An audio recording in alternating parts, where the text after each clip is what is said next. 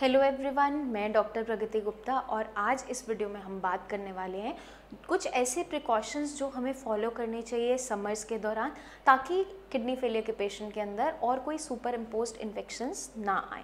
जैसे कि हम जानते हैं जो विंटर्स होती हैं हेल्दी सीज़न माना जाता है, बीमारियां बहुत ज़्यादा देखने को नहीं मिलती है। जैसे ही मौसम बदलता है एक एनवायरनमेंट ऐसा क्रिएट होता है, माइक्रोबियल एक्टिविटी बढ़ जाती है, क्योंकि जब गर्मी आती है मॉइस्चर का कंटेंट जैसे ही बढ़ना शुरू होगा, जैसे रेनी सीज़न आने लगता है इन्फेक्शंस बहुत ज़्यादा तेज़ी से बढ़ने लगते हैं। गर्मी में रेनी सीज़न में हमें अगर इन्फेक्शन से बचना है तो कुछ प्रिकॉशंस हमें साथ में रखना ज़रूरी है, क्योंकि अगर कोई ऑलरेडी सफ़र कर रहा है किडनी फेलियर की बीमारी से, उसकी बॉडी अफोर्ड नहीं कर सकती और किसी इन्फेक्शन को झेलना, क्योंकि पेशेंट की बॉडी में ऑलरेडी क्रिएटिनिन लेवल्स बढ़े हुए होते हैं।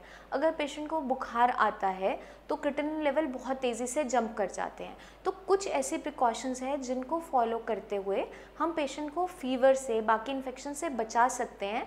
और अगर फिर भी ऐसी कंडीशन क्रिएट होती है बॉडी के अंदर तो हमें कैसे उसको मैनेज करना है, उसी सब के बारे में हम डिस्कस करेंगे इस वीडियो के अंदर। सबसे पहले चलते हैं हम फर्स्ट टिप की तरफ। हमें पानी की सोर्स का ध्यान रखना है कि जो आप पानी पी रहे हो वो साफ़ है या नहीं है। तो डायरेक्ट सप्लाई का पानी आप कभी भी कंज्यूम नहीं करोगे। घर पे अपना आरओ होना ज़रूरी है या फ़िल्टर लगवाओ। अगर नहीं कुछ भी ऐसा पॉसिबल हो रहा है तो आप पानी को उबाल के कंज्यूम करना स्टार्ट करो। बॉइल्ड वाटर ही आप लोगे। रात में अपना पानी बॉईल किया, नॉर्मल टेम्परेचर पे होने दिया, फिर उसको आप कंज्यूम कर सकते हो। क्योंकि अगर हमारी बॉडी में कोई इन्फेक्शन पानी के थ्रू जा रहा है, बहुत सी ऐसी बीमारियां हैं जो वाटरबोर्न रहती हैं, लूज मोशंस होना, टाइफाइड होना, पानी के कंटामिनेशन से हमें देखने को मिल जाता है।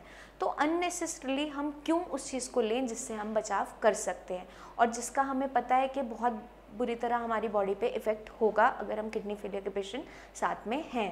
तो आपको क्या करना है, पानी आप बॉइल्ड फॉर्म में कंज्यूम करोगे। और सेकंड टिप, आप कभी भी डायरेक्ट फ्रिज का ठंडा पानी कंज्यूम नहीं करोगे। गर्मियाँ आते ही अक्सर पेशेंट को ठंडा पानी पीने का मन करता है, क्योंकि बहुत तेज़ गर्मी है, फ्रिज का पानी पीने का मन तो करेगा। लेकिन पेशेंट को जब भी पानी पीना है एक ऐसा टेम्परेचर हो जो सूदिंग भी उसे लगे और नुकसान भी ना करे। डायरेक्ट फ्रिज से निकाल के कभी भी पानी कंज्यूम नहीं करना है।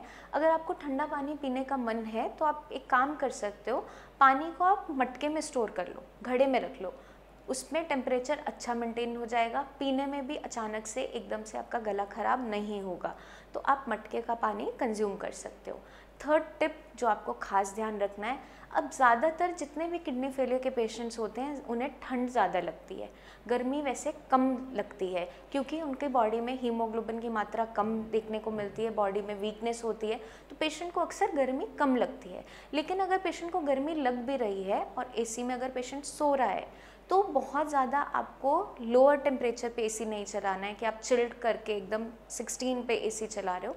आपको एक नॉर्मल रूम टेम्परेचर मेंटेन करना है। अगर आप सो रहे हो तो आप पतला एसी शीट अपना साथ में रखोगे और जो टेम्परेचर रूम का मेंटेन कर रहे हो वो आप अपना 26-27 के अराउंड मेंटेन करो, जो नॉर्मल रूम टेम्परेचर पे आपको सूदिंग रहे। क्योंकि अगर हम बहुत ठंडे टेम्परेचर में सो रहे हैं और पेशेंट अचानक से सुबह उठते ही रूम से बाहर जाता है, पेशेंट को कभी कभार छींकें आनी स्टार्ट हो जाती है, गला ख़राब होने लगता है, ये सारे सिम्टम्स गर्मियों में अचानक से देखने को मिल जाते हैं। जब भी आपको बाहर जाना है एकदम एसी से आप डायरेक्टली बाहर नहीं निकलोगे, चाहे आप गाड़ी में ट्रैवल कर रहे हो या आप घर से निकल रहे हो। थोड़ी देर एसी को आप बंद करोगे, अपना टेम्परेचर नॉर्मल होने दोगे, फिर आप बाहर स्टेप आउट करोगे, क्योंकि यही छोटी छोटी प्रिकॉशंस आपको बाकी इन्फेक्शन से, फीवर से बचाती हैं। और अगर आप इनको अच्छे से फॉलो कर लेते हो तो गर्मियों में भी आपको साथ में और कोई बीमारियां नहीं होगी। अब चलते हैं हम नेक्स्ट टिप की तरफ। हमें क्या खास ध्यान रखना है कि जो हम खाना खा रहे हैं वो फ्रेशली प्रिपेयर्ड हो। बासा खाना बिल्कुल नहीं खाना है। अगर आपने मॉर्निंग में कुछ बनाया था शाम को आप कंज्यूम नहीं करोगे, क्योंकि चांसेस होते हैं गर्मियों में खाना जल्दी ख़राब होने के। अगर आप बासा खाना खा रहे हो, उससे आपको कोई लूज़ मोशन स्टार्ट हो गई, साथ में फीवर आ गया, तो वो पेशेंट की बॉडी अफोर्ड नहीं कर सकती इन्फेक्शन को उठाने का, क्योंकि पेशेंट की बॉडी ऑलरेडी वीक है। तो हमें कुछ ऐसे बेसिक प्रिकॉशंस का ध्यान रखना ज़रूरी हो जाता है, ताकि आप गर्मियों में भी अपनी जो हेल्थ है उसको बचा सको और और ज़्यादा बीमारियां अपने हिस्से ना जोड़ो।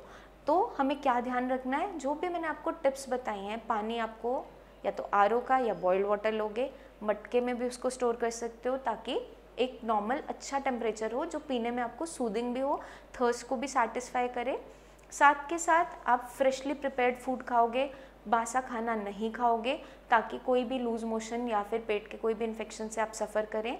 और डायरेक्ट एसी से आपको एकदम से बाहर नहीं निकलना है, नॉर्मल टेम्परेचर होने दोगे, फिर स्टेप आउट करोगे। तो यही 3-4 छोटी सी प्रिकॉशंस अगर हम फॉलो कर लेते हैं तो हम साथ के जुड़ते हुए इन्फेक्शन से बच जाते हैं। और साथ के साथ हमें अपनी इम्यूनिटी पे भी काम करना है। अब पेशेंट जो ऑलरेडी एक बीमारी से सफ़र कर रहा होता है, उसकी बॉडी की इम्यूनिटी वैसे ही वीक हो जाती है, वो ज़्यादा ससेप्टेबल होता है, प्रोन होता है अदर इन्फेक्शंस को जल्दी से कैच करने की। अब क्योंकि कोविड का टाइम है, कोविड के केसेस बढ़ते चले जा रहे हैं, तो जितने भी किडनी फेलियर के पेशेंट हैं अपने नेफ्रोलॉजिस्ट से बात करके सबसे पहले वैक्सीनेट होना उनके लिए ज़रूरी है।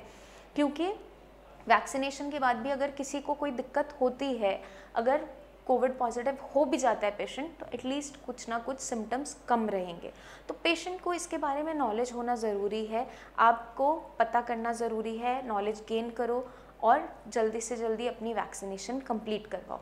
बाहर जब भी आप निकल रहे हो, ज़रूरत होने पे ही बाहर जाओ, मास्क ज़रूर पहनो, हैंड्स की हाइजीन मेंटेन करो, अच्छे से हाथ पैर धोना है और बासा खाना बिल्कुल नहीं खाना है, बाहर का खाना, पैक्ड फूड नहीं खाना है, आपको उस चीज़ का खास ध्यान रखना है। तो अगर हम ये छोटी छोटी प्रिकॉशंस के बारे में नॉलेज रखते हैं, इनको फॉलो करना स्टार्ट करते हैं, तो बाकी जुड़ रहे इन्फेक्शन से बच जाते हैं। क्योंकि कई ऐसे इन्फेक्शंस पेशेंट की बॉडी में देखने को मिल जाते हैं। कभी कभार क्या होता है, पेशेंट की हिस्ट्री जब हम लेते हैं, पेशेंट कंप्लेन कर रहा होता है लूज मोशन बहुत लंबे टाइम से आ रहे हैं, उनको बहुत सी दवाइयाँ दी जाती है इन्फेक्शन के लिए, फिर भी लूज मोशन नहीं रुकते। जब स्टूल कल्चर पेशेंट का उस केस में हम करवाते हैं, स्टूल की एग्जामिनेशन करवाते हैं, उसमें क्या देखने को मिलता है, वर्म्स के इन्फेस्टेशन मिलते हैं, कोई ना कोई वर्म्स देखने को मिल जाते हैं। अब वो वर्म्स की साइकिल, लाइफ साइकिल पेशेंट की बॉडी में कहाँ से आई, सबसे पहला सोर्स जो डिपेंडेंट होता है वो आपका खाना और पानी है। तो पानी के सोर्स का हमें खास ध्यान रखना है, बॉयल करके लो या आरओ का लो। तो ये प्रिकॉशंस अगर सारी हम फॉलो करते हैं, अपनी इम्यूनिटी को बूस्टअप करते रहते हैं और इन चीज़ों को हम अगर फॉलो अच्छे तरीके से करते हैं, तो बाकी जुड़ रहे इन्फेक्शन से हम अपने आप को बचा सकते हैं और अपनी किडनी को रिपेयर होने का मौका दे सकते हैं। आई होप ये वीडियो आपको मदद करेगी नॉलेज गेन करने में, इन्हीं सारी प्रिकॉशंस के बारे में। फिर भी माइंड में आपके कोई भी डाउट्स रह जाते हैं किसी भी चीज़ को लेकर, तो अब डाउट्स में आपको बिल्कुल नहीं रहना है। नीचे दिए हुए नंबर्स पर हमसे कॉल करके आप बात कीजिए, मुझसे क्लिनिक पे आके आप अपॉइंटमेंट लेके मिल भी सकते हैं। कोई भी माइंड में आपको डाउट नहीं रखना है, अपनी डाइट को क्लैरिफाई करो, मैं क्या खा सकते हैं नहीं खा सकते हैं, वो हम आपकी रिपोर्ट्स देख के आपको पूरा गाइड कर पाएंगे, क्योंकि पेशेंट की कंडीशन के हिसाब से उसको डाइट के बारे में समझाया जाता है। कुछ बेसिक जनरलाइज डाइट होती है जिसको किडनी फेलियर के पेशेंट को फॉलो करना होता है, बट कुछ उनकी कंडीशन के हिसाब से हमें बतानी पड़ती है। तो वो तब हम आपको गाइड कर पाएंगे जब आपकी रिपोर्ट्स आप हमें फॉरवर्ड करोगे, आप अपनी कंडीशन को डिस्कस करोगे, अपने सिम्टम्स बताओगे, तभी जो बेस्ट टू बेस्ट ट्रीटमेंट होगा आपके लिए पॉसिबल वो हम करेंगे, ताकि आपकी किडनीज दोबारा से रिकवर हो जाएं और हेल्दी कंडीशन में आपकी बॉडी आना स्टार्ट हो जाए। जल्दी मिलेंगे नेक्स्ट वीडियोस में, जिसमें मैं लेकर आऊँगी बहुत सी टिप्स जो मदद करेगी आपकी किडनी हेल्थ को मेंटेन करने में। तब तक के लिए आपको छोटा सा काम करना है, अपना खास ध्यान रखना है, प्रिकॉशंस को फॉलो करना है। Take care.